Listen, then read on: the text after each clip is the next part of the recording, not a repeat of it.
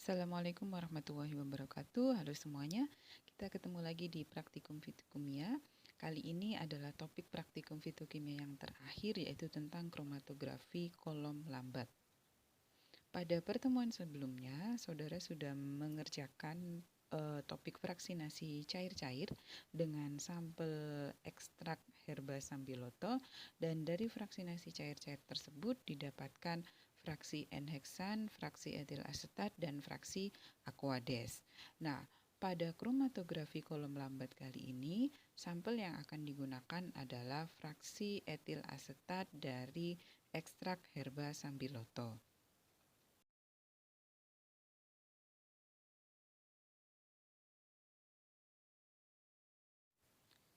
Fase diam yang digunakan adalah silika JF 254 nanometer dengan fase gerak klorofometanol 9:1. Fase gerak ini didapatkan dari hasil optimasi menggunakan metode KLT.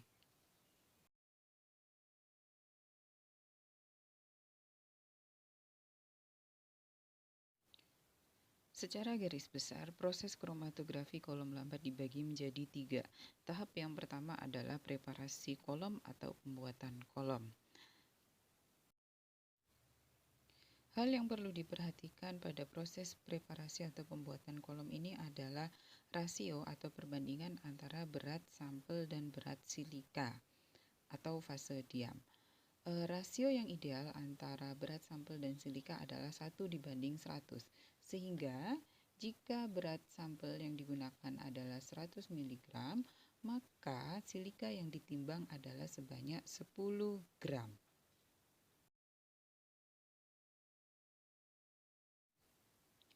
Yang pertama, silika akan dicampur dengan fase gerak di dalam Erlenmeyer, kemudian digoyangkan atau diaduk selama 1-2 menit hingga homogen.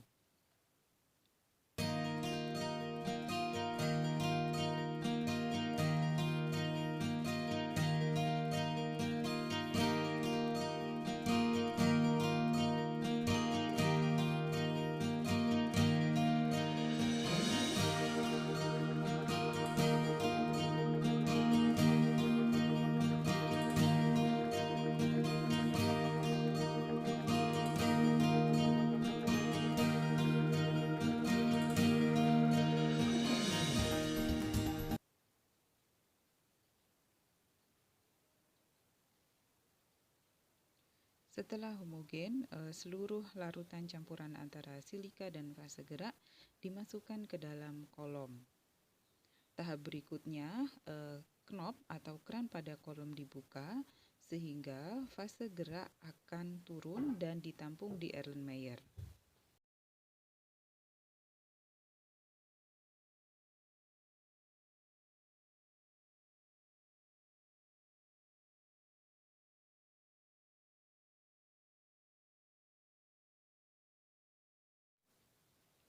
Sisa silika yang ada di Erlenmeyer ditambah dengan fase gerak lagi, kemudian dituang ke dalam kolom.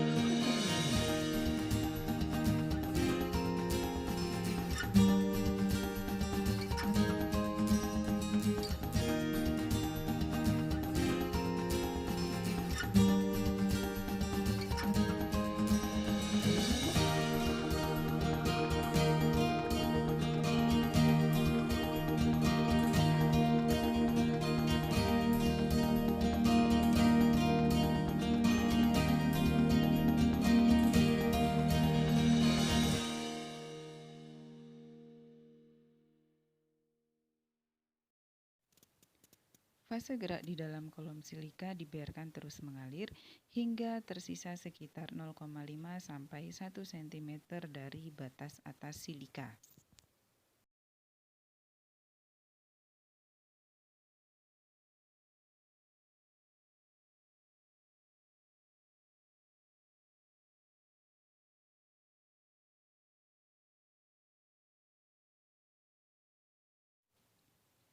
Tahap kedua adalah loading sampel.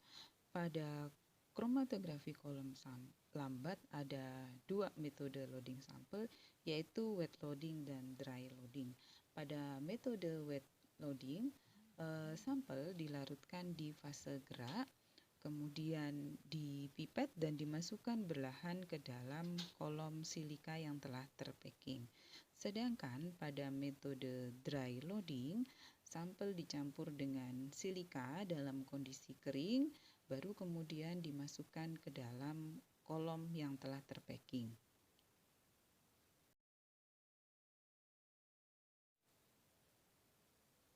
Pada saat loading, sampel harus tersebar merata di seluruh permukaan fase diam silika.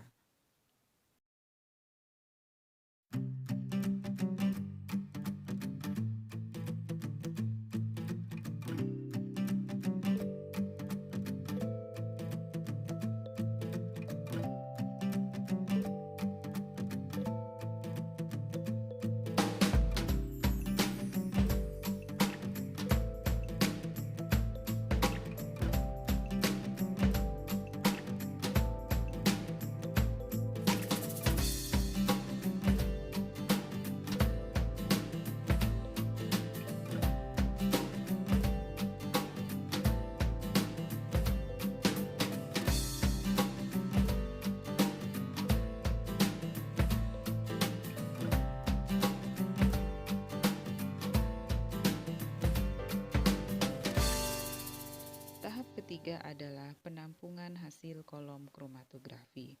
Proses penampungan dilakukan ketika eluasi sampel telah mencapai 2/3 dari batas atas kolom silika.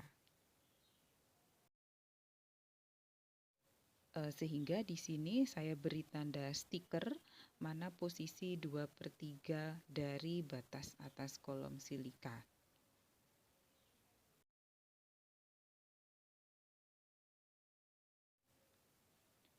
Hal yang perlu diperhatikan pada saat running kromatografi kolom lambat adalah fase gerak tidak boleh habis. Karena ketika fase gerak itu habis, maka kolom silika yang telah terpacking akan mengalami cracking.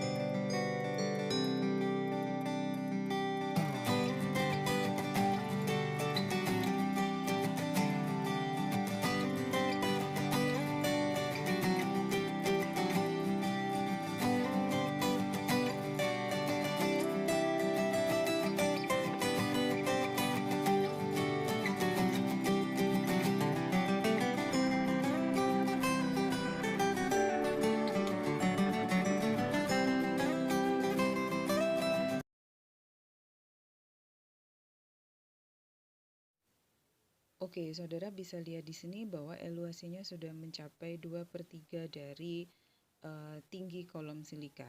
Sehingga kita akan mulai menampung hasil kolom kromatografi dengan menggunakan vial. Pada praktikum kali ini, volume tampungan per vial adalah sebanyak 5 mili, Sehingga ketika vial 1 sudah mencapai volume 5 mili, maka akan digeser dan diganti dengan vial kedua atau tampungan kedua. Begitu seterusnya.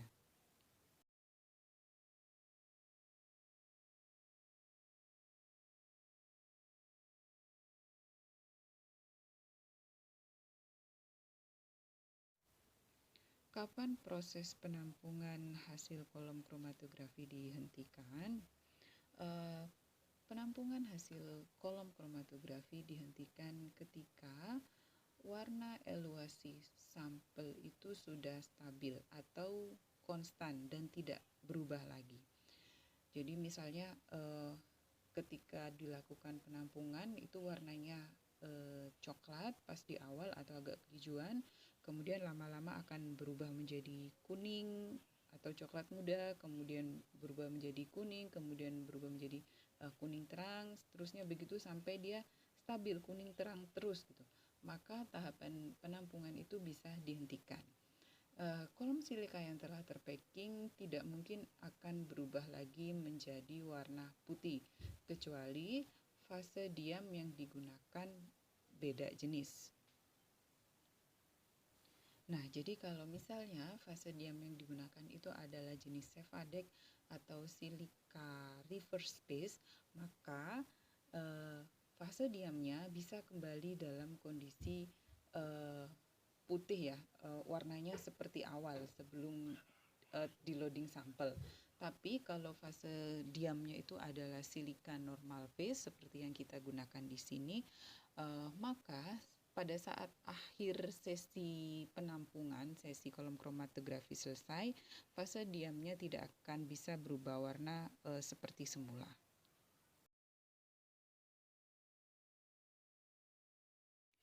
Dari hasil kromatografi kolom lambat pada praktikum kali ini didapatkan sekitar 36 vial atau 36 tampungan.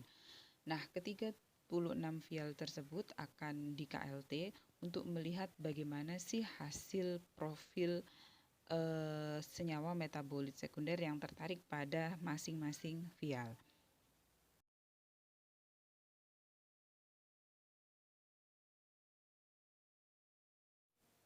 Nah, ini adalah gambaran dari kolom silika yang telah mengalami cracking ya. Ini memang sengaja dibiarkan cracking karena proses penampungan sudah selesai.